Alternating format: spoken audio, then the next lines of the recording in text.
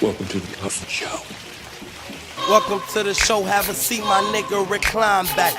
Real niggas making a speech, so acknowledge that I never turn bitch to the ops, and I can promise that this 4 nickel tucked on my hip, that bitch Obama black. See a target, lock onto it, then demolish that. My shooters got degrees for they aim. They on top of that, they like he wearing skinny jeans. We making music just to, for entertainment, to enjoy, right? I am trying to represent the culture, but I wanted to represent me more than the culture. I wanted to show Greggy Westside, not hip hop music. That's what you're gonna hear with at least my next music coming out and everything. Like before, it was just it was getting music out, getting it as best as possible for everybody to see, and just kind of make a name for myself. And now it's transitioned to the point where I have a big enough name to where people are gonna see me as Greggy Westside and the brand of that. And the music behind that versus just that's another white rapper, that's just another artist, that's another rapper, that's another singer, blah blah blah. So Okay. yeah. That's smart. That's probably the best way to do it is to twist your brand. All right. I like his answer because you do see a lot more white producers. Scott Storch. I was thinking about Scott Storch. Yeah, when you said it. Mike Dean. I was thinking about that when you said it. I think for white rappers too, it's I think that you can reach the sky in the hip hop community as a white rapper. You look at Mac Miller, for example, G-Eazy, and even Jack Harlow is coming up huge. I don't know if you guys heard of him, but he's the standards are just higher. People aren't gonna take you as seriously if you're trash, but if you're white, you can rap. It doesn't matter. But it's you have to be able to bring it if you're white. True. I agree with that. Yeah, so it's a harder ceiling to break through, or ceiling Well, to break no, through but to get at to the the top. same time, you still got your little skies and your little pumps and shit, and they're whack as fuck. Lil Skies anyway. Lil Skies says real shit. He just dropped an album. People saying he says some shit. I had to. They're more gimmicks, in my opinion. Yeah, me too. There's so many littles. You know what I'm saying? Lil You follow Pump is hard. little.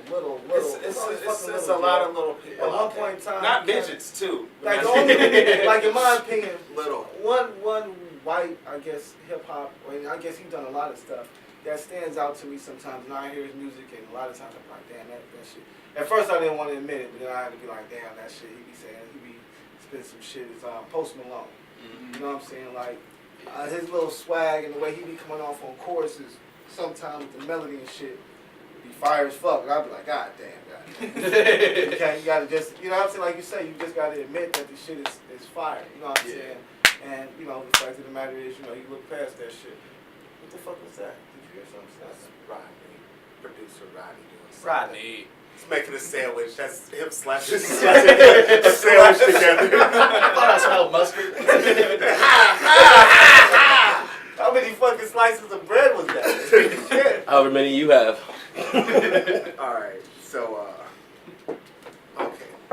There's a question that we all ask, that every white rapper is asked. So, do you use the N-word as a rapper? No. Or do you condone white rappers to be able to use the N-word? No, not at all.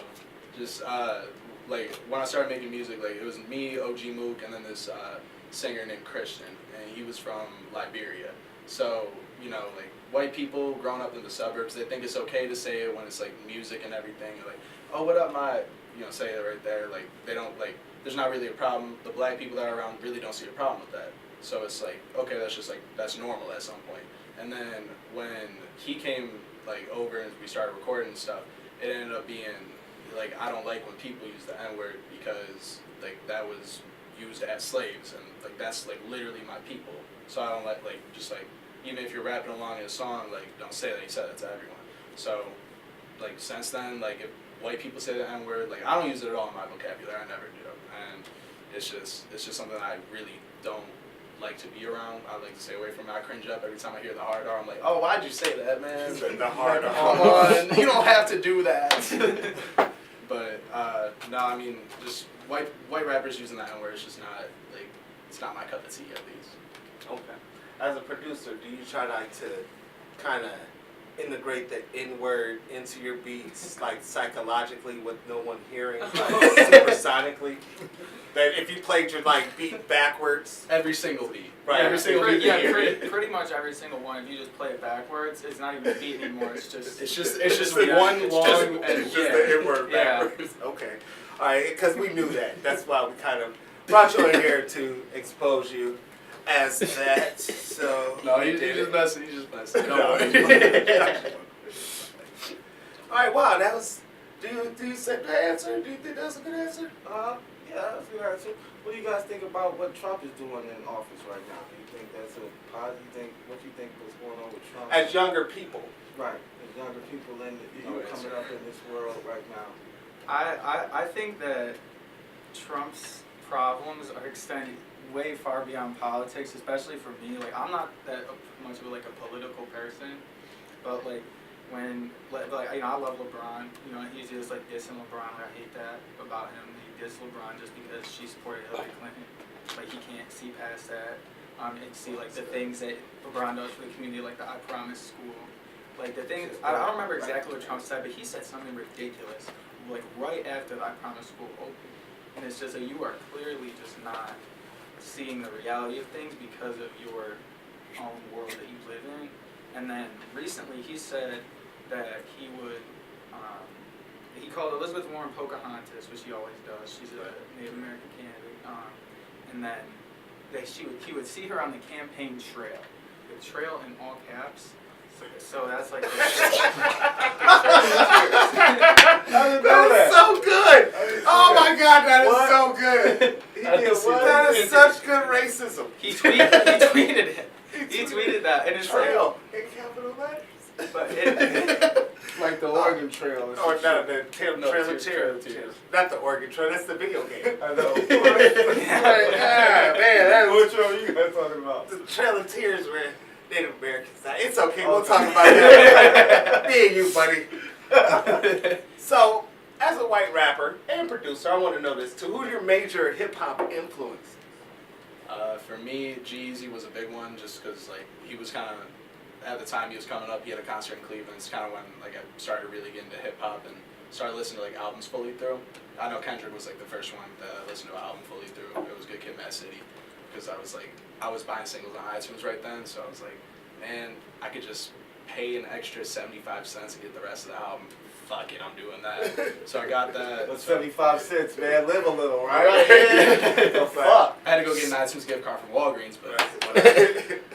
Ended up buying more music with that. But after, I think I bought G-Eazy's album with that too. Okay. But yeah, like him being a white rapper and just kind of my hairstyle then was like kind of more slick back. I mean, right now I push it back and everything, but that was kind of like, wow, he looks really cool. And he's getting a lot of bitches. So, you know what? So G-Eazy? Yeah. Okay. So, like, I So kind of want to live like one that. between Machine Gun Kelly and Eminem? At what? I don't know. I think it was more of a wash. Because everyone outside of Cleveland says it's Eminem, and everyone in Cleveland's like, no, Machine Gun Kelly won. But, well, I'm in Cleveland, so Machine Gun Kelly won. I mean, I think it was more of a wash because like they both got like their points in. It's just I think Machine Gun Kelly got a better flow of getting his points in versus Eminem. But It's a rap battle. he did say something about G-Eazy like fucking his bitch.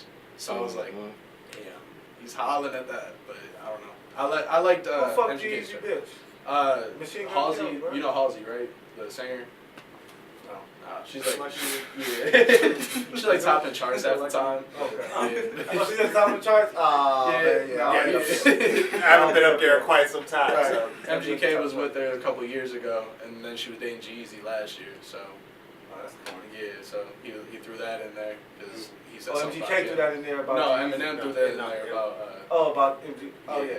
Well, see, I personally, I heard that, I thought Eminem killed that nigga, so. it wasn't, in my opinion, like he came and he stood up to Eminem is like a rapper. Right, he stood up to him. Right, that's Right, how and that's how everybody was like, oh, why? And like it's like in the playground, like yeah, you stood up to the bully. you still got your ass whooped. You lost, But but you stood up. Like you was out there, you fought him tough. You was punching and shit, but he punched you a lot more, and a lot harder, in a lot more places. And at the end, they had to pull him off of you. And But you're laying there How old sleeping. are you? I'm 20. I'm 22. Oh, shit, you guys. Okay. Yeah. This nigga said G-Eazy. Right, and who's your That was years hip hop? ago, though. Who's your hip hop? influence? Right, who's So- your producer influence, guy? In terms of like specific producers, like Mike Dean, his shit with Travis is just like incredible. Mike Dean, Travis Scott. Oh yeah, Travis Scott's also one of my Travis biggest. Scott Yeah. got some mean like, beats. I don't like his fucking flow, but his Really? beats are wicked. The beats are crazy. Some of his beats The are beats are wicked. crazy. But Metro Um, makes some raw ass beats. Metro too. makes great beats. A lot of I like a lot of the beats that Metro made for 21, Yeah. especially on Yeah. Savage Mode. Yeah, those are nice. And then like outside of hip hop and like in terms of like what I bring to my like rap beats, there's like a producer like electronic artist named Grimes. And she's from Canada. That electronic shit is dope too. Yeah. And I just try to like I love her. I love her stuff, and I just like kind of see what I can take of like what I've learned listening to her and like the things that she does, and like apply that to a hip hop beat. And That make that UK kind shit of is like, dope too. yeah, make That it. UK shit is Oh popping yeah. right now too. Oh yeah. You remember Yeah, we went like to that grunge EDM shit. club? That shit was dope. Oh yeah. DJ Nightmare, that shit was Oh dope. yeah. All right, man. Shit's been dope, yo. Yeah, this is a great interview, man. It's insightful. We haven't learned this much about white You guys people. have in a long time. a right. Wow. But we got a tradition on the Smart Alex. What do you say, Ryan? Just say. Check your phone out. My shit is totally upside down. I do that all the time when I answer. doing? What did they want? We want easy. We want easy. Should kill Oh. that too. Yeah. Screaming. Right. So I guess producer Rodney would like to know if you guys ever thought about rapping over electronic beats. I mean, I have my DJ before him, Feathers. Yeah, that's his DJ name for me. Ooh, He- these are he- fellas. Yeah, he also Fellas? goes by Yeah, Lunar right. Rick. He's a EDM producer. He was signed to Mosh Squad for a while. It's like some underground EDM label. He performs all like the big festivals and stuff like that. But I've worked with him on more hip hop beats, but he wants me on some of his electronic music too, kind of just like leading up before the bass drop and all that. So like that's something I am for sure going to do. Oh yeah. That's what's up.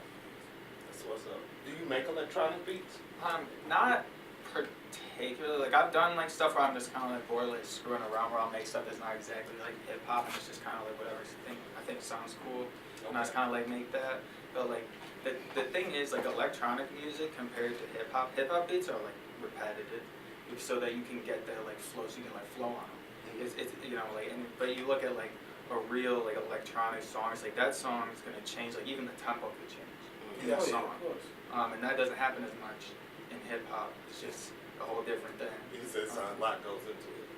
I ain't feeling that shit, son. And so yeah, but really it's just Every like, every Yeah, job's kinda. different too. it's just like catching yeah. a flow on an electronic song. I think it Like, would be more more hard, difficult right, than more that, hard. just because with a hip hop beat you want to have like a hit at at least one per measure. Right. Yeah. For sure. All right, man. You ever work with a live band? Ever spit over a live band? I've tried to. There was this one artist, like he was an alternative artist. Someday he brought through to one of my shows. Like he played guitar and then he had a drummer. And I was trying to link up with them, but I never ended up. I thought you were gonna say this nigga came to us a one-man band. Right. With a harmonica, a guitar, a I wish cymbal. that would have been sick. That's So sit down and look, just start rapping. I got you. That's something I want to do when I start touring and man. everything. But I mean, right now. You wanna start doing a one-man band when you start Yeah, touring? yeah, exactly like that. I have the harmonica. That should be hilarious. Oh man, that would be great. Let's Oh, give him the my left God. field question, man. All right. Real quick, I do have a story about the N-word. Okay, go ahead. Yes. So this happened this weekend, but so I was at a party of all white people, and there were like 6 white girls there, like all pretty hot. Like one, but like the rest were pretty hot. So like. What was that? So they they're inviting their friends and shit, and this one dude pulls up and he answers his phone after being there for 10 minutes. So he shotgunned a beer. 10 minutes later, he answers his phone like, "What's up?" And then he said the N-word to like another white guy, room full of white people, and like it was like me and my friend, and we were just like, "What are you doing?" Like I was like, "Why would you say that?" He goes, "What's so wrong with saying?" And said it again. I'm like, "What?" He goes, he says it a third time. I'm just like, bro, you can't say that shit. And then he like started referring to it as the N-word with quotations every time. He's like, I know that offends you. I'm like, yeah, I mean, like, it's just like, you know what, man? You ain't supposed to. But you're supposed to be, you know, and we need more individuals like yourself who check motherfuckers, who be saying that shit, because a lot of times, in my opinion, the reason why, you know, individuals feel as though they can just say the word freely is because other individuals like themselves don't check them and say, yo, man, that shit is wrong, man, you shouldn't be saying that shit, bro. We all on the same level, we all trying to do the same. You know what I mean? Yeah. So, that's dope, man. But I did get him back. Look, though. I appreciate you on behalf of the black community. You just got one notch in Al's black people scale. Appreciate that, man. I did get him back though, because when we were walking out the door, the girl stopped us and nagged us for half an hour because the one was trying to fuck my friend, and I was just like there were drugs there, and like me and him don't do drugs, so like we were just really trying to get out of there. Like they were all drugged up, so I'm like all right, like drugged up. Yeah, like I'm trying to leave. I don't like being around this, so like we're stuck at the door because they keep asking us like, what the hell is going on? Oh, right. Oh, the drugs were at the party. They were inside, and the drugs were inside. They went in the bedroom, did the drugs, and then came out, took my friend, threw him in the bathtub, started dyeing his hair, and then some girl started throwing up in there, so they took him out. She was shampooing him for like 20 minutes, like just in the living room. Everyone's just sitting around, bring the drugs out there, start doing it. I'm just like, Bradley, I don't want to be here. I'm standing in the opposite room every time. They keep following me around the house. Like, I'm just like, why can't I get away? Keep bringing the drugs around. Hey, man. And the vomit and shit. Right, it's a little tray. Throw them over here. So that, Jesus Christ, man. So she like dyed the top half of his head, but like he had a lot of hair like going down the sides, and like she missed the whole back half of his head. So like the top half of his head was silver, and the back half was Look black. like Pepe Le Pew. So he's sitting there like I'm taking a video of him for like 10-15 minutes, like him just like, you fucked up my hair, just screaming at her like, and she's like, guy who said the it's N-word? okay. Huh? This is the same guy who said the N-word? No. So then the dude said the N-word comes downstairs. He's like looking at us, and he's just like, oh, it doesn't even look that bad. He turns around, he's like, oh shit. And then she was like, you didn't see it before. And they showed him a picture. He stands up to get it, and then he starts hitting his jewel. I thought it was my friend's jewel, so I grabbed it. I started hitting it, and I noticed there was like paint chips. He told me he stole it from one of the girls upstairs. I was like, oh, okay, cool. So the girl that did my friend's hair, she took it from me, started hitting it, and then somebody pulled up, and he runs outside to go yell for me. He's like, Romero! Romero! And as soon as he did that, I grabbed the jewel from her and sprinted in my car. I took his jewel. Stole the jewel from him. I'm like, that's what you get for saying that. Steal from him. That's all. That's payback. He gets stolen from That's for what he saying did. it. Steal from his ass. And then he called me. He's like, do you have my jewel? I'm like, nah, dude, Maddie had it. I honestly was hoping that story ended with a stabbing. And I stabbed him, and then I snuck out the back door. Turned it around. Yeah, so next thing I know, I was just stabbing it. him. Right, and blood was everywhere. Then I got out. I woke up, I had a knife, he was covered in blood.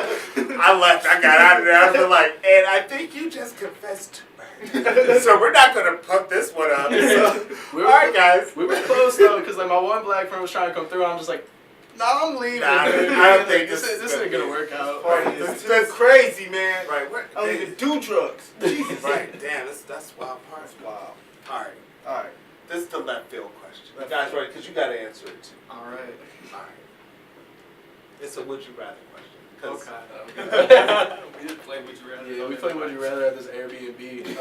Disturb the upstairs neighbor. She comes down 2 in the morning knocking. Can you guys shut up? Yeah, sorry. No, I paid to be here, bitch. We were.